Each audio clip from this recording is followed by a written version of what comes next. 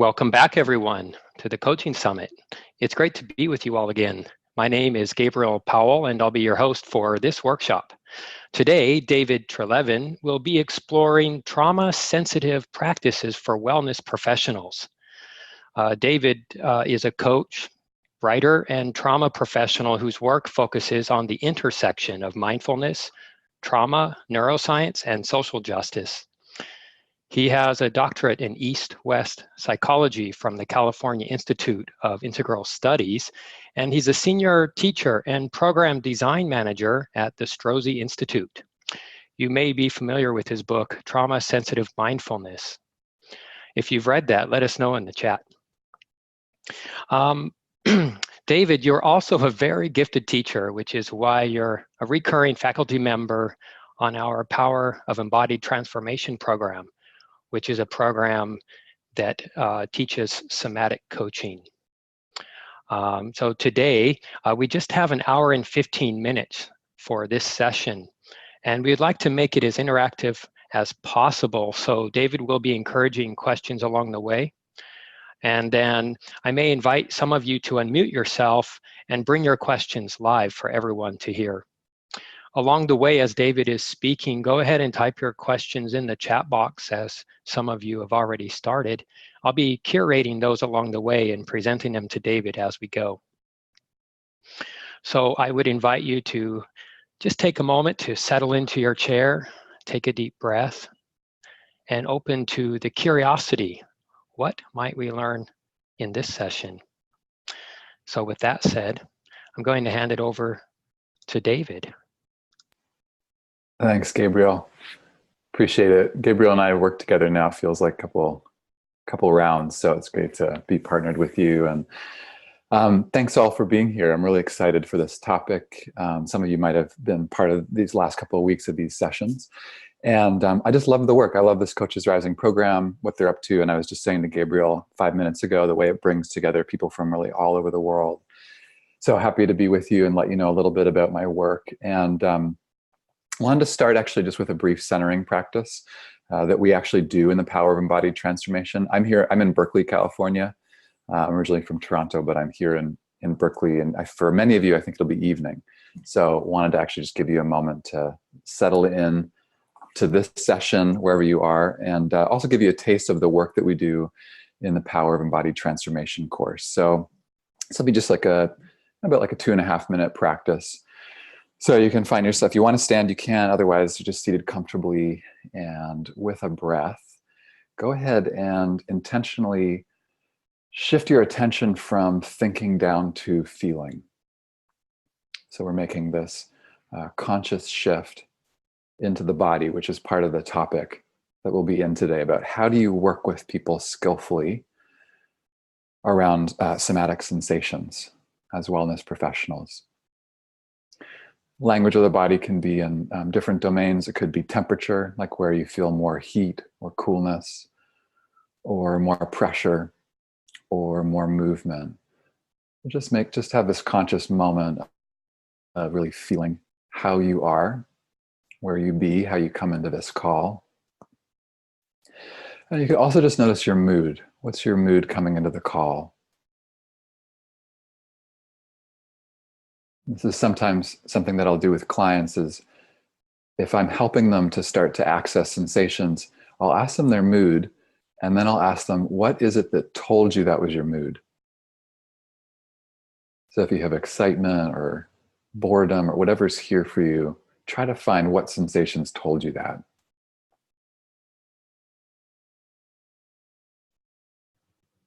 And then we're going to center in these 3 different dimensions: length, width, and depth. So with a breath, go ahead and just drop your attention down into the floor, your weight down. And from that steady base, just allowing there to be length in the spine. Not overstretching, but just kind of occupying our full dignity in our learning with each other and in community here. And then with a breath, also centering in our width. So from the center line out to the edges, feeling, sides of the shoulders or the hips. Could also be the sides of the feet. Filling out into the dimension of our width. And then with a breath also into depth. So feeling for the front and the back of the body. You could notice if there's one direction that you might tend to lean. Are you more forward? Are you more back?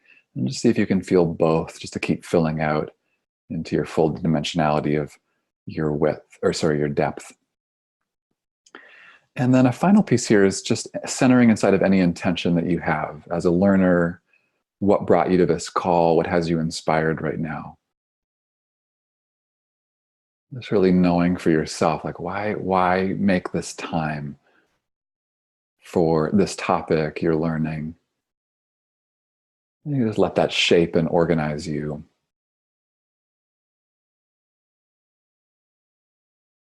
And then in the next couple breaths, just letting yourself come back to us all here, this conversation. And we will dive in. And at any point in the call that you find yourself kind of off drifting, you're always welcome to come back to this kind of center axis with each other. So I just want to set a brief frame about what I'd like to get into you all with on the call. And as Gabriel said, my work is at the intersection of mindfulness and traumatic stress. My training was as a psychotherapist. And then once I moved down to the US about 10 years ago, I've been working primarily as a coach. So I'm very interested in the intersection of where's that dividing line between psychotherapy and coaching or being wellness professionals. So that's something we can get into here on the call. And I published a book about 1.5 years ago. It's called Trauma Sensitive Mindfulness. And it's basically on best practices for anyone who is teaching mindfulness. It could be meditation teachers or anyone incorporating mindfulness and meditation into their work, especially around trauma. So I'm focused on answering the question, how can we all, as wellness professionals, as people who are utilizing mindfulness or paying attention to the body, how can we work skillfully with someone who might be struggling with traumatic stress? And basically what I found the last year is I'm really working with anyone who is asking people to feel. When we make this move of asking someone to feel deeply, feel sensations, feel emotions, or feel their bodies, it can be a big move for us, and it's a powerful question. And when it comes to trauma, things get a little bit more complex. So many of the people that I work with, and I imagine some of you on the call, it's like, well, how do we do well by people? And what are the tools that we need in our toolkit? And from my time in, there's two main things that I've seen when it comes to trauma. I was trained in trauma when I was doing my psychotherapeutic work. And the two things are, on one level, coaching work that we're doing can really support people to heal trauma over time. It can have them feel empowered. It can help them feel in choice. We can really give people tools that enable them to gain some traction with their trauma and healing over time. And the second thing that I've learned, and this is what we'll be talking about also in part, is that it can also go in the other direction. We can actually, even though we might have the best of intentions, we can leave people feeling dysregulated, struggling with their trauma, and ending up actually in a worse place they were when they started. And so my work is to help us navigate these two things.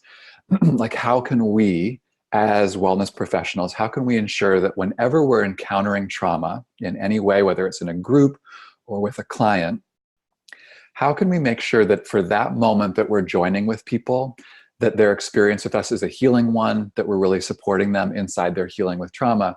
And then especially, how can we make sure that we're not also causing harm? So I'm going to be offering you a couple of things in this session today. I want to offer you some definitions, define trauma and trauma-sensitive work. I want you to leave this call. Some of you will already be in this domain around trauma, but I want you to leave with some very clear markers around what would I look for around traumatic stress, how would I assess it. I'm also going to be offering you some practices. That was the title of the webinar here. Offer you some practices around trauma-sensitive practice. We'll open up for Q&A.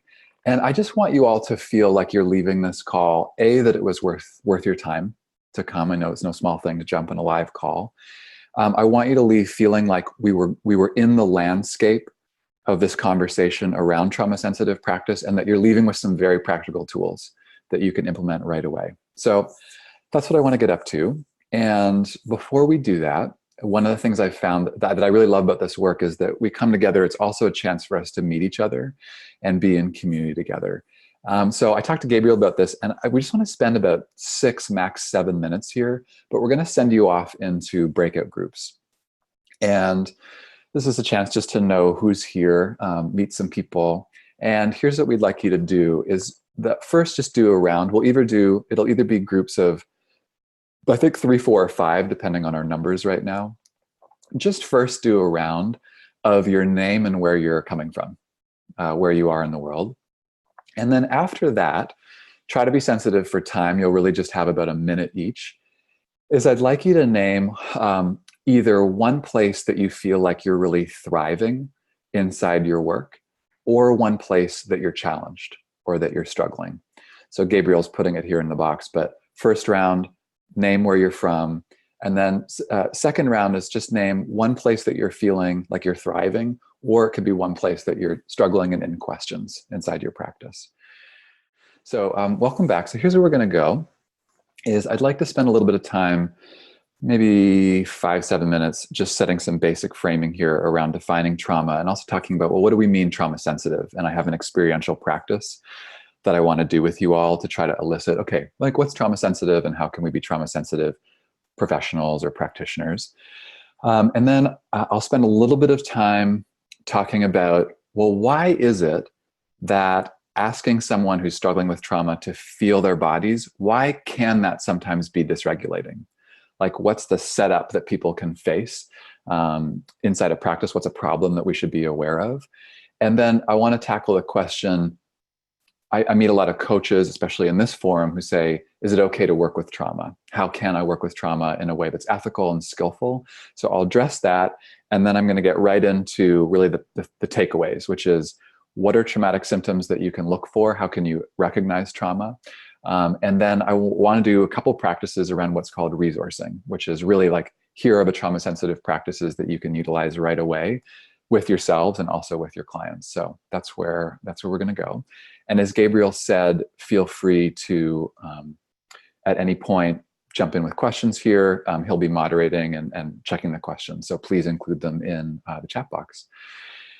So again, this is going to be very high level because of the call, and many of you will have been doing some work already around trauma. But when we're defining trauma, we can think of a spectrum of stress, trauma being the most extreme form of stress that we can experience. And it often deeply violates a sense of safety and order. And the catch here is that many of us in our lives, research tells us that about 80% of us will all live through traumatic experiences, and then we'll all be affected in different ways. And many of you, most of you will have heard about post-traumatic stress, but this is basically when an overwhelming event, the impact of it extends beyond the moment into one's life. And the way that I've been thinking about this the last year is almost like seasons, like a season being stuck. I mean, I'm here in Berkeley, where we only have 2 seasons really. It's either like green or brown. But I grew up in an environment that had 4 distinct seasons. And you can imagine trauma as this natural flow where we're moving through the seasons. And then there's a stuckness, like we get stuck in winter, where we become frozen and still, or we become stuck in summer, where we're agitated. There's too much feeling, too much heat. So trauma is really about stuckness. And then a lot of work with wellness professionals and trauma professionals is to try to get back into a flow with life. And that's mostly what I work with. And I believe that as coaches, a lot of the work that we're all doing, we can really support people to move through stuckness. That's really what I'm interested in and kind of the game that I'm interested in playing. I think we can do that in different ways, and that's what I'm going to be moving towards. Or like, what are the practices we can offer people that help them move through the stuck places? The second piece I wanted to address here, so what do we mean by trauma sensitive? And many of you will have heard this terminology, trauma informed, trauma sensitive. I use those 2 interchangeably. But trauma sensitive, the definition that I use, basically means that we're able to recognize trauma, respond to it skillfully, and actively help people avoid re-traumatization. I'm going to put that into the chat box for a moment. But before we dig into it a little bit, I want to give you an experiential exercise that to me has helped me understand, like, well, what do I mean trauma sensitive? What does that look like? And it looks like this. So I'd like you to try this with me if you're open to it. So I want you to have with one hand, you're going to make this hand into a fist. And I want you to imagine for a moment that the job of this hand is to protect your safety. And the way it can do that is by staying closed. So in this hand, closed fist, keeping you safe, that's its job. And then I want you to, for a moment, I'm going to stand up so you can see. I want you to, for a moment, with the other hand, I want you to try to pry the fist open. And then I just want you to get that feel, that experience of just trying to pry it. Okay, good. And then let that go. You can shake it out. And then I want you to do the same thing again with the one fist, is to have it closed. And again, the job is keeping you safe, protected, a sense of agency, a sense of control by staying closed. And then with the other hand, I'd like you to try putting it underneath the fist. And while you're doing that, I want you to communicate a feeling of like, there's no agenda here. This hand underneath is actually supporting the fist to close. You could also imagine a narrative that says something like, good job. Good job. There's nothing to change here. Closing totally makes sense. Okay, and you can let that go. Actually, I'd be curious to see in the chat, are folks willing just to throw in a couple of what you noticed? Warren was saying, feels like my fist wants to open. Okay, just soften the second time. Yeah, that's pretty common. Acceptance. Oh, my fist felt hugged. That's sweet. That's really what we're going for in that practice. Someone was saying that felt emotional. That's actually, I'll just pause here and say that's a practice that I've done with clients who are really hard on themselves. And sometimes they take that on as a daily practice of learning, like, okay, right, what does it feel like to really blend, to really just be with and not try to pry open a holding? Appreciate these comments coming in. And the reason I wanted to do that practice is to say that whatever your experience was of that practice, that's really the fundamental orientation of trauma-sensitive practice. You will meet people, I mean, you are all likely working with people who are struggling with trauma or have experienced trauma. If we took a poll right now on this call, I imagine many of us that have both experienced trauma, we might still be struggling with trauma. Trauma is very pervasive. And trauma involves deeply wired responses in our body that really lie below our rational thinking. And this is one of the setups when it comes to trauma, is that even though we might know we're safe cognitively on some level, or we might try to be suppressing certain feelings or emotions, the body is responding in a different way. The body is telling us that we're threatened or that we're not feeling safe. So it's often a split. It's a very difficult split that happens for people struggling with trauma. And in my experience with working with people we could call trauma survivors or people struggling with trauma, is often they're just in this jam and this war with themselves, like, I just got to open this up. And that our role in whatever we're in, either as coaches, wellness professionals, wherever we are, the fundamental move with trauma-sensitive practice is that we're actually getting underneath this person and saying, everything that's happening now is okay. I'm not going to try to change you. The responses that are happening in your body, they're actually deeply intelligent. But I wanted to do, and this is a whole deep conversation we could get into around trauma, but I just wanted you all to feel and know that the fundamental practice is actually just to be able to offer a kind of unconditional support and make room and space. I'm going to pause for a moment. Gabriel, is there any, I didn't get to read the chat, but any questions that come in, or what are you seeing in there? Yeah, we have a few questions that have come up in the chat. There's maybe one that would help frame the topic a little bit, and that is, how do you define a wellness professional? That's a fantastic question. So I have again, in the way that trauma is on a spectrum, I'd say a wellness professional is anyone working in the domain of healing and transformation. So that could be yoga, meditation teachers, anyone working in health.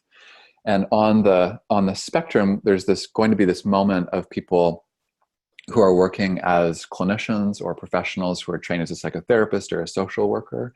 And to me, wellness professional is a general umbrella term that we can say when we're working with groups or people who are in the process of healing or transformation. So that's how I define wellness professional. And Coaches Rising tends to be in this, to me, umbrella of people who are working as coaches, doing one-to-one work, who are interested in learning more about healing and transformation. Thank you. And could you paste the definition of being trauma sensitive? Yeah, so I'm going to do that right now. And this is a 4-part definition that I'm going to put into the chat box here. So again, just to keep framing where I'm headed, everyone, with this conversation, is for any of us working in this domain of wellness professionals, working with people around healing and transformation, trauma inevitably will come up, often in some way. And what I want to be talking about here with you all is, how do we do well by it? And what are the actual practices that we can bring in those moments that are sensitive to the needs of people who are struggling with trauma? So here's a definition of trauma-sensitive practice. And this is it's called a 4R definition. And it comes from the National Center for Trauma-Informed Care. Basically what they're saying is, for someone to call themselves trauma-sensitive or trauma-informed, they are doing these 4 things in an ongoing way.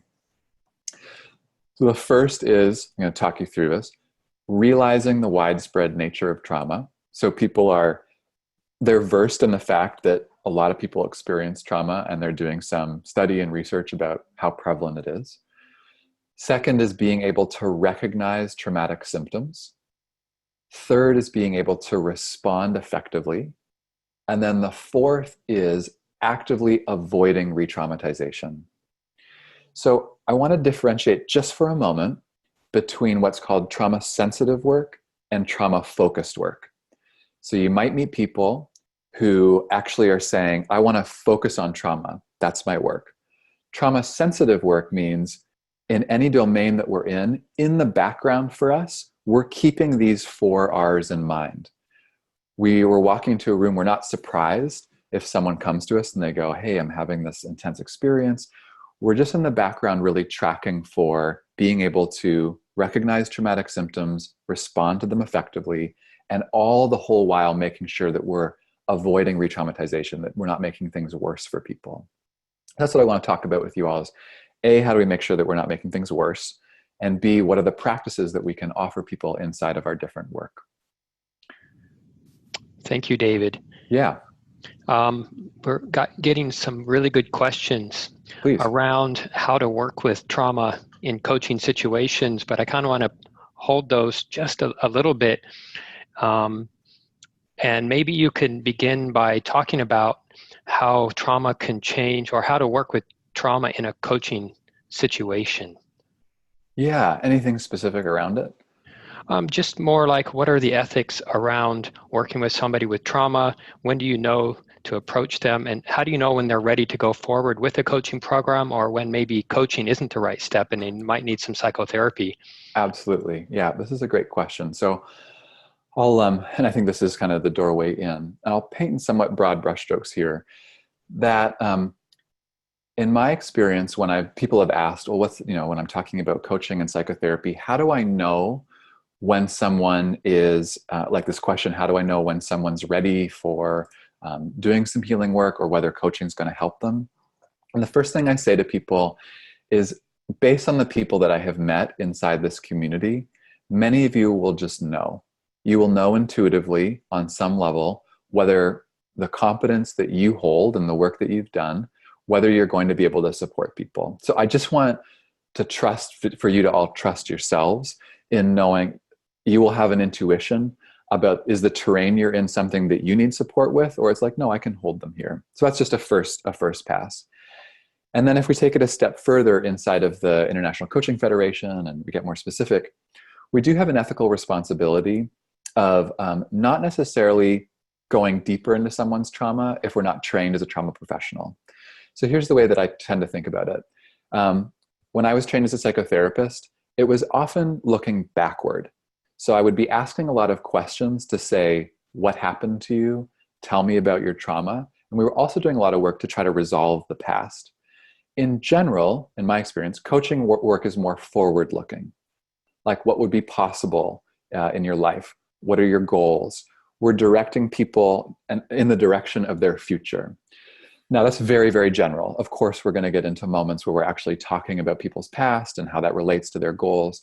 But that's a key line that I've seen, is that whenever trauma comes up, if someone says, wow, I'm having these memories about a traumatic experience I had, the question as a coach, if we're trained as a coach, isn't to go, tell me all the details of that experience, or we go backwards. Actually, as a coach, we're tending to go forwards. And there's two pieces of good news, and then I'll open it back up. The good news here is, actually, as coaches, we don't need to know everyone's story or traumatic story to be able to offer them really relevant experiences and practices.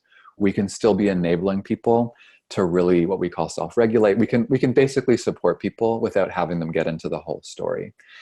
And that can also be a moment where if someone says, I really feel like I need to do a big piece of work around a traumatic experience, that can also be a moment where we want to have 2 to 3 referrals, where we say, wow, you know what, that's not actually my domain of expertise.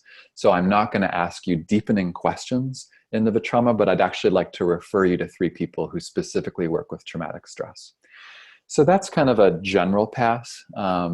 Gabriel, anything you want to add on that, or any other questions that are here? Yeah, Doris was wondering, and I think this is a good time to ask this question. If your client doesn't come specifically for trauma help, how do you know when you're actually dealing with it? Maybe you've touched on some of those symptoms, but could you say more about how do you know when you're working with trauma? Although you've said it's a bit intuitive, are there specific signs that you haven't already named? Maybe you could summarize that for us. Yeah, it's a great question. So I get into it more in my book, but I can say it here, that a general frame that I work with here is something called the window of tolerance. The window of tolerance came from a neuroscientist named Dan Siegel, who's down at UCLA. And the basic idea here is that all of us have a window of what we could call optimal arousal. And it means all during the day, people come in, we could poll each other right now on this call, is that we're all having an interplay between what's called our sympathetic and parasympathetic nervous systems. And there's this constant balance throughout the day of more or less arousal. You get tired, you get sleepy, we get more energy, but ideally we're in this window where we can be present with each other, where we feel a sense of stability, safety, and integration. We feel fundamentally okay on some level. Emotions we can tolerate. It's all happening here. When it comes to trauma, people end up on either side of this window. And you can look this up if you want. It's called hyperarousal or hypoarousal. What this means is basically too much or too little.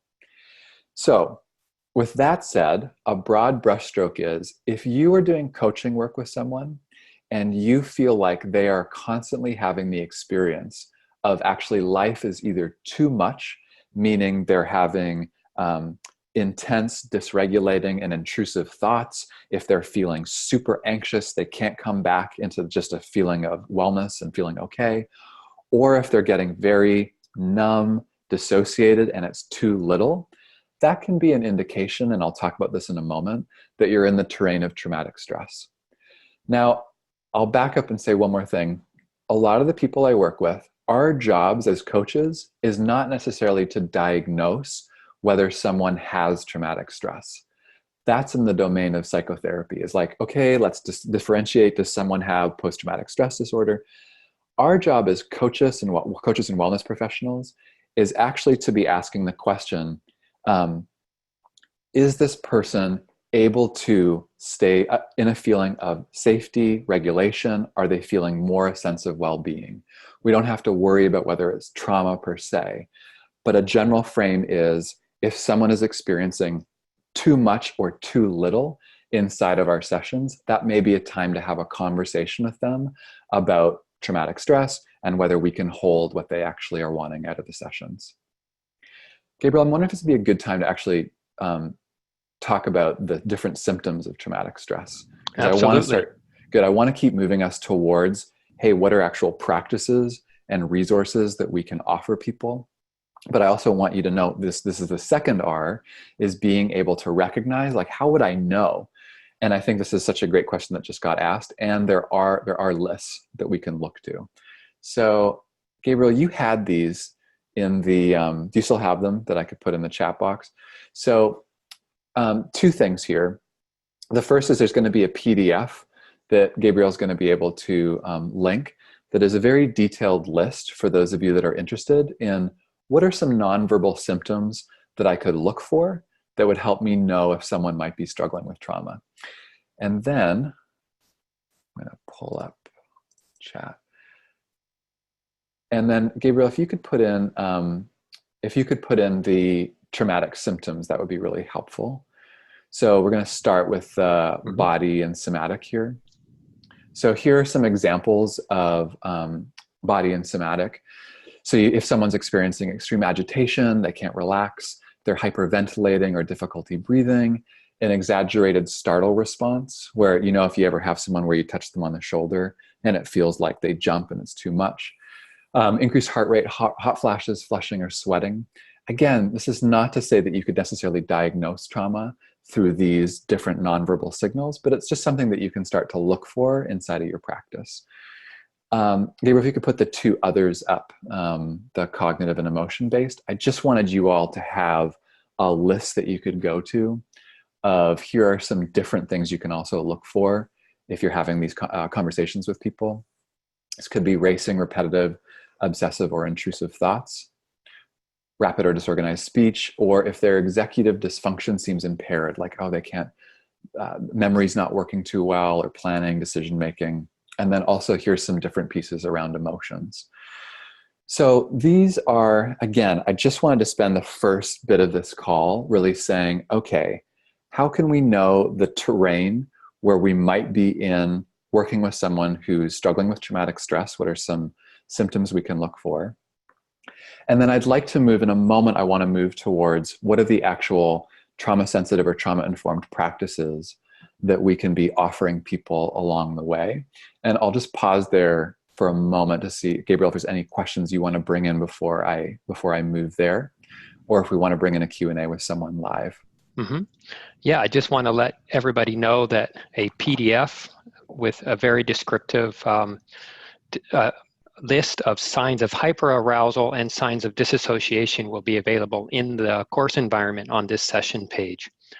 So I'll be making that available, and what I've posted in the chat is just a small snippet of what's available in that PDF. David, it's up to you. We have quite a few questions on, I have two people I can bring live, especially working on specific cases. So I can bring Gilberto live. I'm going to unmute you.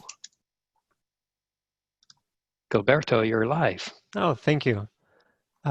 David, I'm actually at the beginning of my practice. I'm just finishing my course, but I went in, let's say, heads first. So I have already 100 hours of practice. And I've crossed with things that I recognized as trauma. Not exactly looking at this series of things that you listed. It's not exactly all this. Maybe a more, let's say, calmed down trauma or controlled.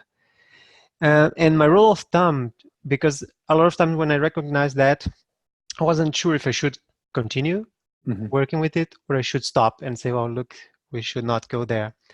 And there was a lot of measuring the moment. But one rule of thumb that I used often is if the person already did some therapy.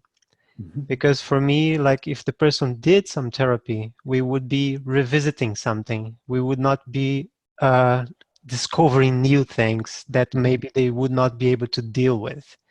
So my question is this a good way to also measure if you should continue or if you should stop, knowing if this person already brought that for therapy or not? That's a great question. And can I ask you, in the moment when you're working with them, are you asking that question directly in the moment of them? Or is that something that you would have assessed for before? Usually it comes up before, Mm-hmm. because usually at the beginning of the session, they already bring in saying, I already did some therapy on that. Mm-hmm. Mm-hmm. And yeah, so during the process, I am always checking, do you really want to go there? Like, you want to talk about that? Are you feeling okay, comfortable doing that? Mm-hmm. And that's the way that I've done so far, and it's Mm-hmm. working well. But I want to check if this is a valid way to do it. Yeah, I appreciate you wanting to check, and I'll tell you how I've worked with it, and I've heard other people work with it, and you can see if this is useful for you.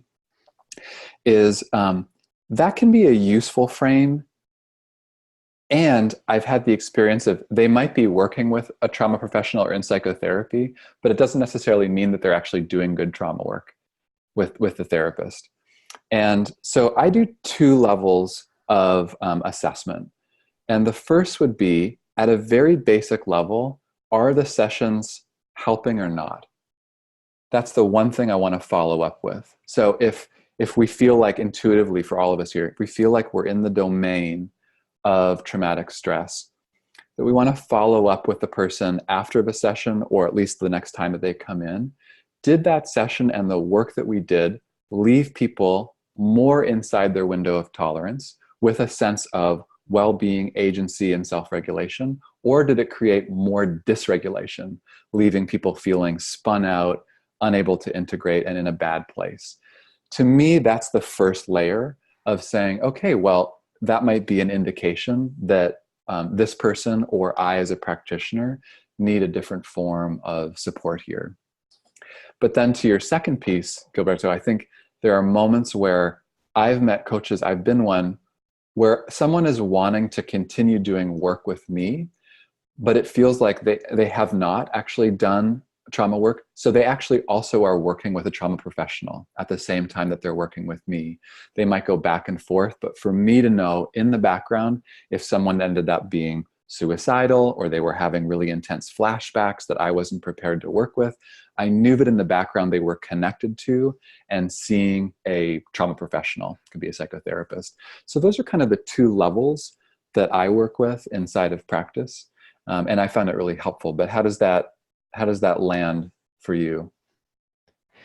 Yeah, for me, it resonated a lot. Like the two cases that I had recognized as trauma, the follow-up session was really a cognate for me. Like, I didn't really know what happened because in the session you cannot see if this was positive or not. But both of them were really positive. There was a big change on it, and I feel like they were ready to go on, Mm-hmm. but they just need someone to go with them there again. Yeah. That's great. That sounds like great work. And that you're both, and this is what I would say to you and also everyone, is that the importance of being able to assess in real time what's helping and what's not, and what's needed.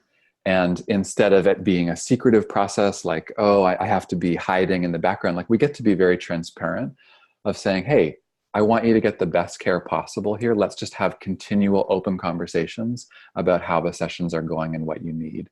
And I found that builds a lot of trust for people. So it sounds like you're doing powerful and great work. Thank Yeah, you. congratulations on starting. It sounds like you're diving in head first. So. David, could you just repeat those three outcomes? Those outcomes, there was well-being, stability. Was it? Yeah, I'll say I think I said well-being, a sense of safety and stability internally, and the ability to self-regulate. And what I mean by that is someone feels like I can take a breath and come into a bit more relaxation, versus I feel like my body's kind of out of control. And I'll just say, just for anyone that wants to go deeper here, I'm really referencing this model called the window of tolerance, which if folks are interested, I can put it in the chat box here. There's a woman named, hold on, just gonna put it in here. If folks are interested in taking a deeper dive here, person named Pat Ogden, sensory motor.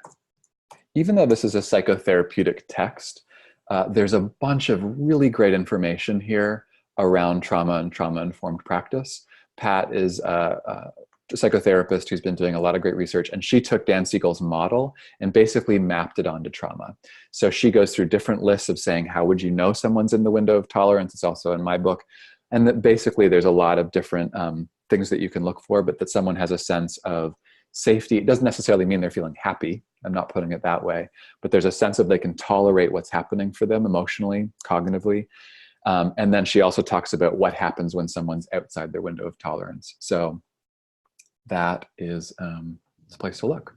And that book is called, once again, please? Yeah, I put it in the chat box here. It's called Sensory good. Motor Psychotherapy. Excellent. Yeah.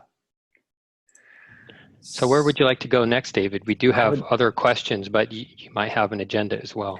Yeah, I would really love to, Gabriel, you've been tracking the Q&As, and I want to just keep moving with the needs of the group here. So here's where I'm thinking of going. I'd like to move into some actual practices that you can do both with yourself and also with clients around what we call resourcing as a way to move towards, I just want to move that for the last third of the call, or we can also stay here in this terrain and keep chewing on the different distinctions. But I really do want people to get a practice or two that they can be utilizing inside their work. So that's where I'd lean, unless you're seeing something in the chat. No, that's a great place to go. If you could just say the third one. There was a well-being, self-regulate, and then was there a third piece? Oh boy, don't always know what I'm saying. I'll try to go back. I'm not reading off a list. That was self-regulation, a sense of agency. Agency. Yeah. Excellent. Yes. Okay.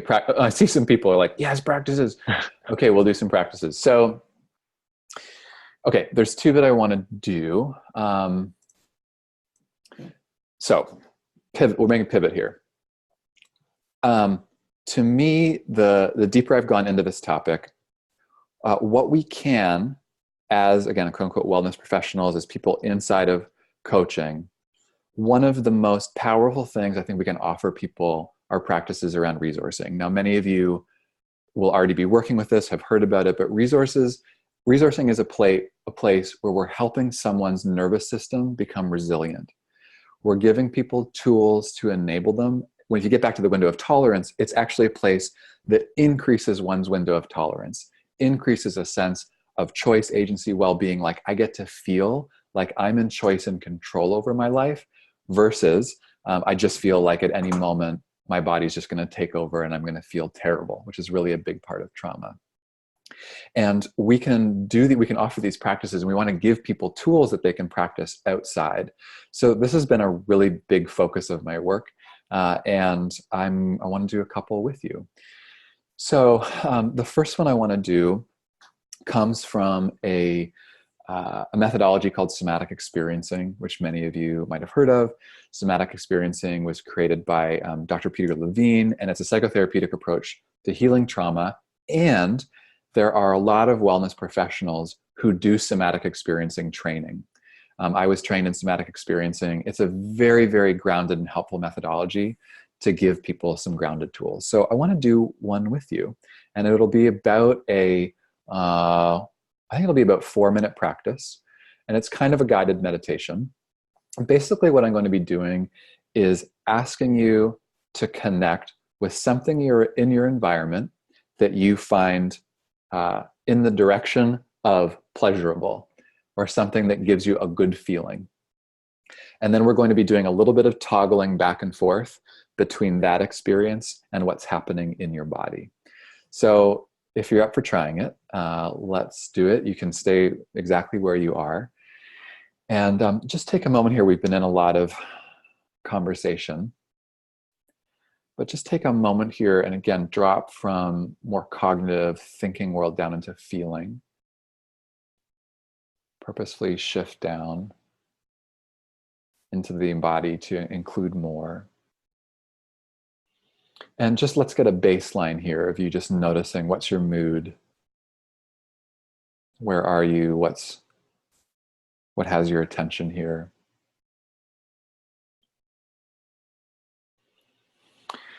And then I'm going to invite you all to open your senses to your surrounding environment and see if you can find something in your environment that for you feels, I'm going to use the word pleasing, or something, you could also say resourcing. So here's a couple of examples. Some people will look at like a piece of art or in their room that they like. It could also be a plant. If you have a window, it might be looking at a tree. It also doesn't have to be visual. It could actually be a sense of touch, like if there's a piece of fabric that feels good to you. Again, like in the direction of neutral to positive. You can also look outside. It can also be sounds. If there's a sound in the background that feels pleasurable for you. But just go ahead and see if you can find one, and then rest your attention on this object or this place in the room. For me, I'm going to use, there's a beam here in my apartment that I like the color of the wood. And if you found something that you can work with here, I want you to see if you can notice what it was about that object that drew your attention. So for me, it's like the color of the wood. There's a feeling of stability. Or if it's a plant, it could be like, oh, it's the color or the feeling of aliveness that goes with this plant. And this is just, and you can't mess this up, just FYI. This is just an experiment. If nothing's happening, that's fine. And then what I'd like you to do is keep hanging with, if you're willing, keep hanging with the object. And I want you to notice the more that you're with it, what happens for you in your body. So if you're with this object, you're letting your attention really be with this, what we'll call resourcing object. Can you notice what happens for you inside? Does that change anything in terms of sensations? Could be the quality of like breath, or something comes online that wasn't online before.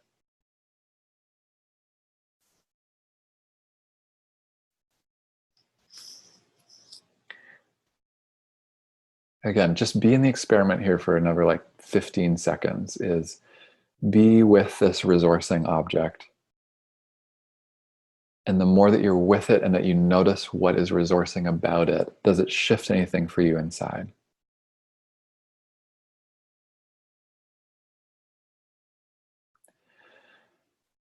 And then for the last part of this practice, I'd like you to just take your attention and bring it predominantly to the internal sensation that generated. If nothing happened, that's fine. And if anything changed or happened inside, just let yourself notice that for about 10 to 15 seconds. Notice the quality, the shift, the change. And you're just kind of noting and marking that for yourself.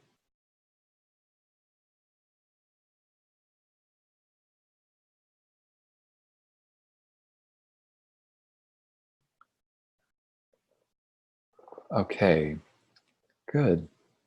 In the next breath or two, I'm going to ask you to shift, but you don't have to let that go. You can keep that close at hand. And I would love to hear if anyone's willing to either share live. It'd be helpful just to hear anyone's experience about what happened for you, or you're welcome to write it in the chat box. If you would like to unmute yourself, you can.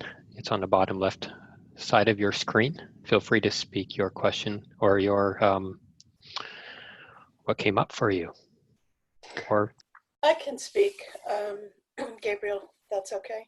Hi, Nancy. Yeah, go ahead. Hi. So it was interesting. My nervous system, initially, I felt it in the stomach and it's sort of a vibration. And I have a painting of calla lilies. And to me, they represent strength and beauty and remind me of my mother. So I shifted to embodying some of that strength that I felt that they represented, and my stomach calmed down. Oh, that's great. Yeah, it was cool. Thank you. Yeah, you're welcome. I'm going to ask you a question that I would normally ask to a client, which would be if you had, like 5 to 10% more of that strength in an ongoing way throughout the day, what would that make possible for you? What would that open up? So in the breakout that we did, in terms of where I needed, where I was struggling, I guess is the word I chose, was being seen. And I think if I had another 10 to 15% of that strength, I'd be able to be seen more. Oh, beautiful. Yeah. That's beautiful. Like it would help you, I imagine, like help you tolerate what it is to be seen, or can you tell us just even one more piece of how would that help you be seen? So my business is not kicked off yet. Part of that is my fear of putting myself out there. Yeah. So I think that 10 to 15% more would help me take the first steps, right? That's great. Putting myself out there. Yeah, that's awesome. Thanks for sharing. Yeah, thanks for sharing. thank you for the exercise. Yeah, you're welcome. I just saw a comment. Someone said, I didn't get any body sensations. It triggered anxiety and absence. Oh, Sarah, thank you so much. I just want to jump in and say, I saw this comment from Sarah about triggered anxiety of its absence and thoughts of what's wrong. That can sometimes happen in the practice of like nothing's happening. And I wanted to throw this in of saying it's also totally normal that someone might be like, oh, this isn't necessarily impacting me somatically, and there's absolutely nothing wrong with that. This is actually just more of an experiment about like, okay, what happens when you're connecting with a resourcing anchor? And part of my work with clients is often to find what, if anything, will help promote a sense of feeling of well-being. So I just want to normalize that and appreciate that you brought that in. Thank you. Thanks, Nancy, for sharing that. Anyone else want to share anything about how that practice is? I'll go. That's okay. Thanks, Eleonora. Yeah, please. No worries. So I think it was the color. I'm a visual person. I go straight in the sense of spaciousness. And what I immediately noticed, step one was my heart got lighter. Step two, I realized my thoughts and my head felt lighter, so there was nothing there. And then I noticed my thoughts going to, when I'm in a plane, how much space there is and how free I feel. And interestingly, I started to smell fresh air. Oh, wow. Oh, So, that's great. So it's very powerful if somebody can hang on to that. And could you say, where would that be useful for you to be able to access that? So one thing I'll say, say this to everyone, one thing I'll say with clients is, yes, we're doing this work in this session, but this is also something that people can connect with outside of any kind of one-to-one work. So for you, that sense of spaciousness, like where might that actually be useful? Yeah. So I do both MBSR and coaching. And I'm generally trained to be in my head. Mm-hmm. And clients can trigger that because they're heady. And so I think that's I feel that's the best place it can serve, is when I'm noticing I'm in my head or they're in their head. Mm-hmm. Is for me to get in touch with it and bring that energy in, and then help them to get in touch with it when it's appropriate. Do you do any kind of practices before a session or in your work that help you access it? Yes. I mean, usually I have to cleanse anyway and remove any assumptions or anything. But I also do mindfulness aside from the actual meditation, it's kind of setting an intention and that sort of things. But I also rapidly am with them. And so it's that constant, where am I? Oh, step back. Totally. Thanks for sharing that. I work with some coaches and wellness professionals who will strategically place objects inside their office to be able to access for them. As you were saying, Nancy, earlier, like access that sense of like, I can be seen here, or Eleonora, to be able to get spacious. And they'll use it inside their sessions, which can be really helpful.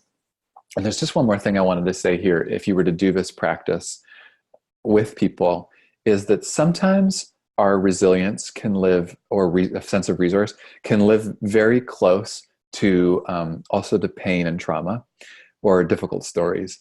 And, Nancy, when you said this about, it reminded you of a sense of strength. And I think you mentioned family or parents.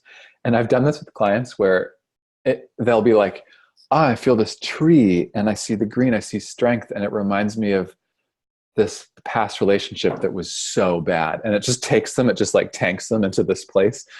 And so sometimes it's like people will incline towards actually where it's very difficult. And part of the practice and work here is to also find things that won't necessarily have all these reminders of difficult experience, but enable people to stay and stabilize in a sense of well-being. Oh gosh, there was one more practice I wanted to do. Let's just see if there's any more questions, and then we'll see where we are with time. There was a great question from Harmeet. What about vulnerable populations that are still living with trauma, such as a client who's living in poverty? They're in a constant state of stress, and how do we make the coaching space safe for them? Oh, such a good question. And someone just asked, yes, these practices are in the book. That is such an important question. And the one, we could take so many different passes at that. I'd say two things. One is just an acknowledgement that we live inside of, like there's so many different countries here, but I'll say in the social context that I'm in, there are material conditions that really support certain people's safety more than others. And just an acknowledgement of that there are conditions, there are clients that I will see who we're in very different places. And I have a whole chapter about this on the book. But in my experience, one of the painful things that can happen with this practice around resourcing is that it's offered in a way to have people, it both disappears and asks people to override legitimate stress that they're facing that is related to the world around them.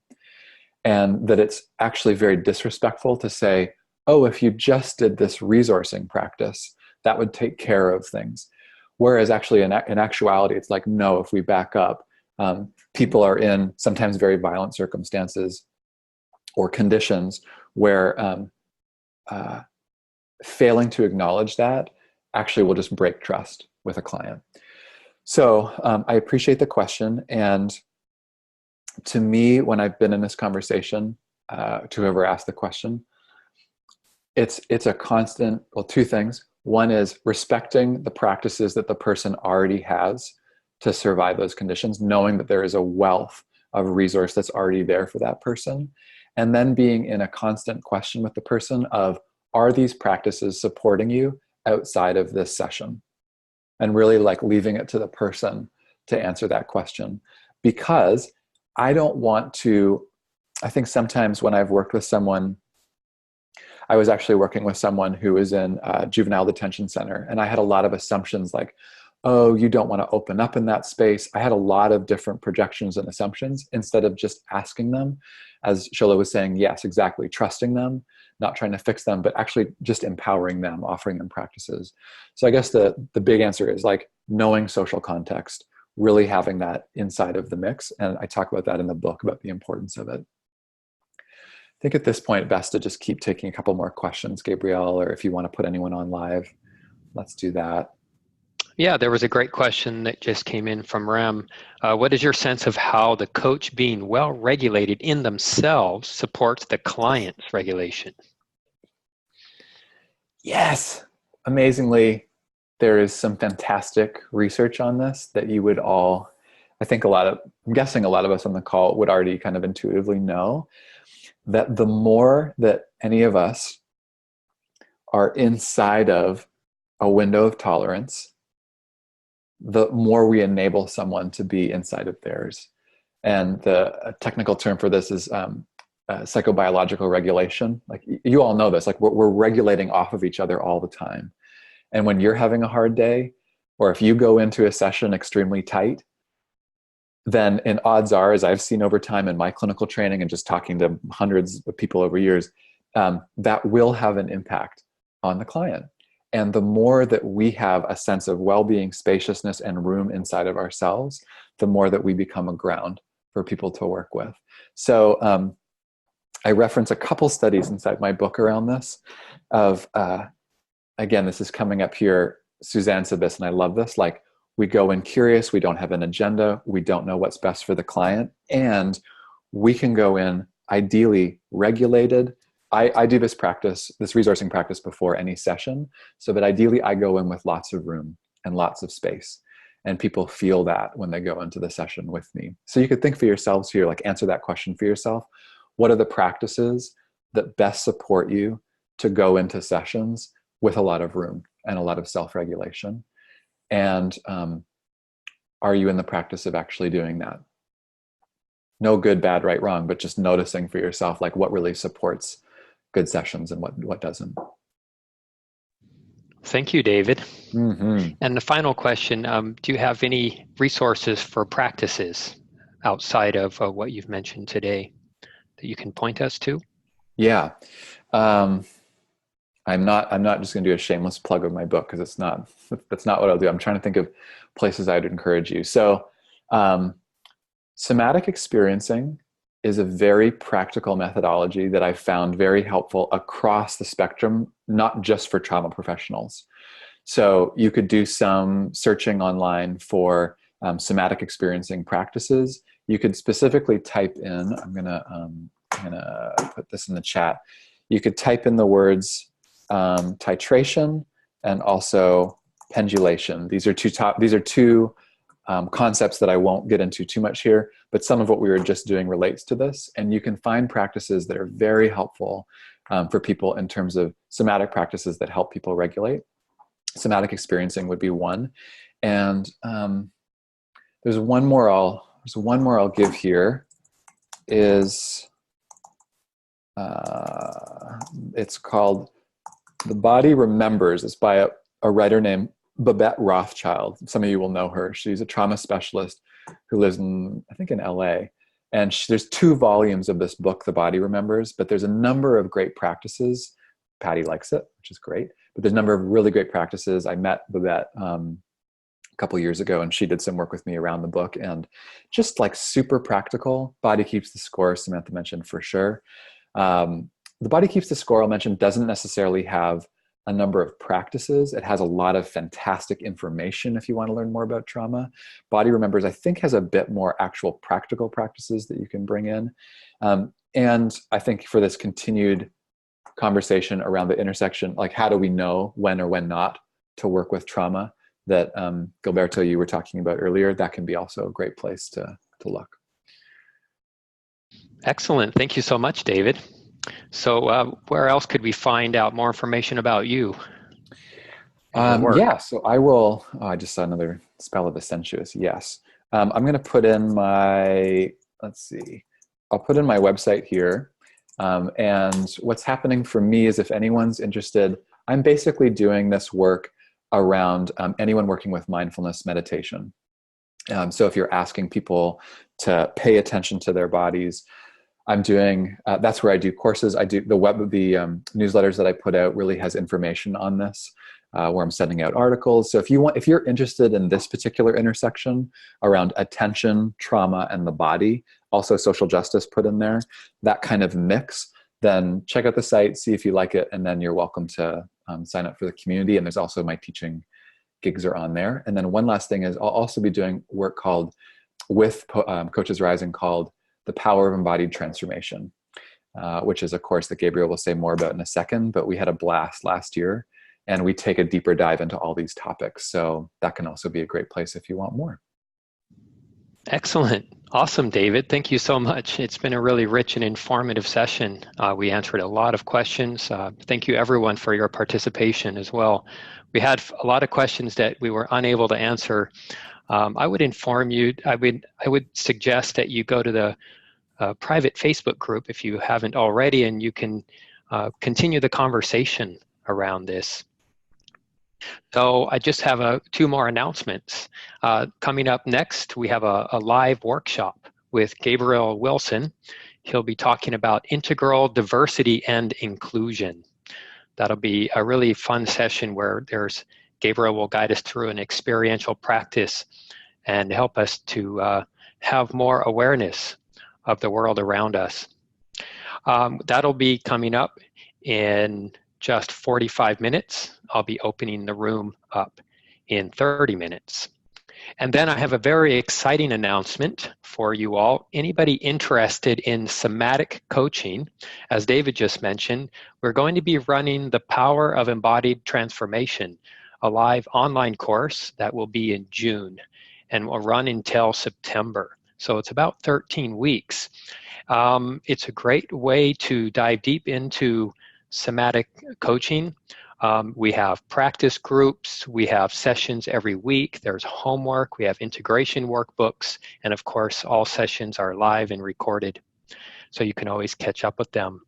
You'll also receive CCEUs, continuing coaching education credits with the ICF by attending that course.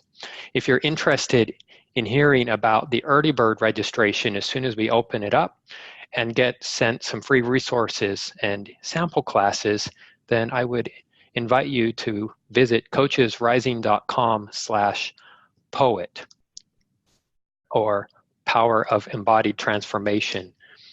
So with that said, it again is coachesrising.com/POET. And I would love to then hand it over to David just to say one last goodbye.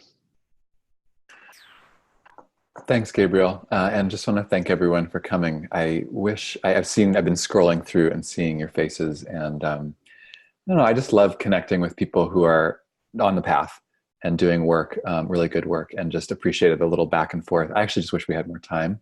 And I'm aware that when we tip our toe into pieces around trauma, it can often just be like, wait, boom. And I just really appreciate the questions that come from the group here, and that there's lots of different perspectives around trauma, and just encourage you, this is a path ongoing. If this resonates, we can work together. There's some great people out there.